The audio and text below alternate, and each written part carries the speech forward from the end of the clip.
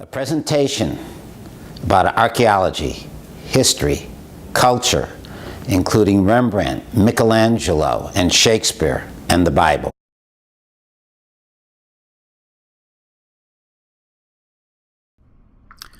After the 6 days of creation and the day of rest, God creates Adam. And here in the Sistine Chapel, we see the spark of life flowing between God and Adam. Michelangelo painted this incredible portrait known to everyone in the world between 1508 and 1512 in the Sistine Chapel while lying on his back.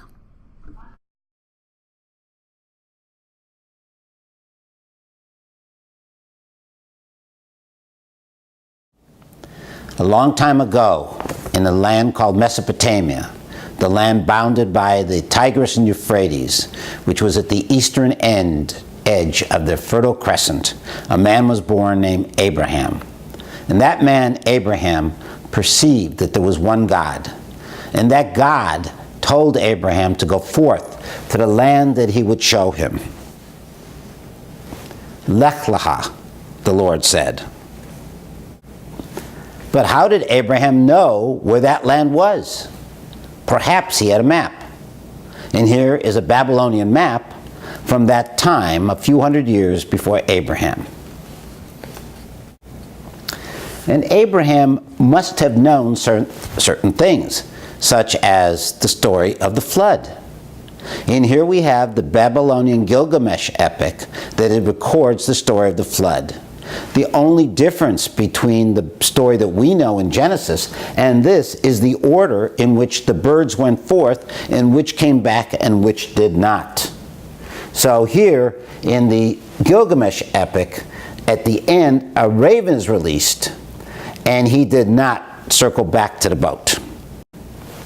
In the Genesis story, the dove was sent out and he returned. The dove sent out again, but this time he did not return. Same concept.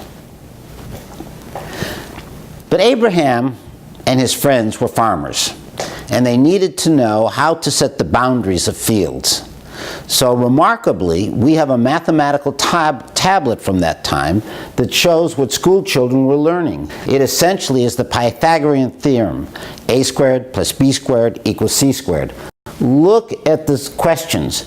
If Abraham and his friends knew this mathematical equation, why don't our children?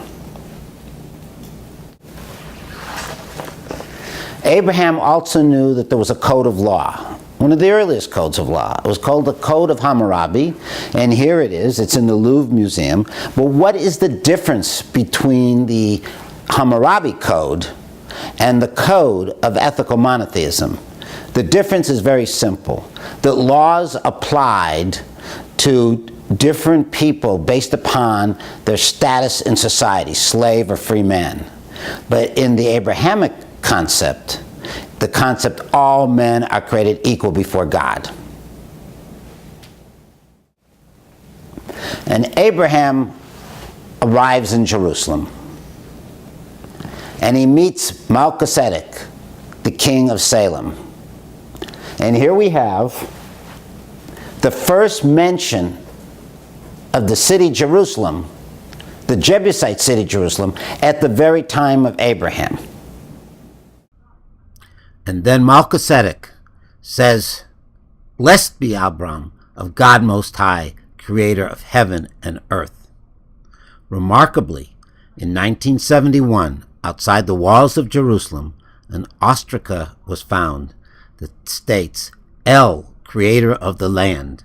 This ostraca dates to the time of Isaiah and Jeremiah. We are all familiar with the story about the binding of Isaac. To some, it is called the sacrifice of Isaac. And God instructs Abraham to go up to Mount Moriah, the place of the Temple Mount, right adjacent to the city of David, and there to sacrifice his son Isaac. This is beautifully portrayed by Rembrandt, where the angel appears to stop Abraham, as it is written. The angel came forth.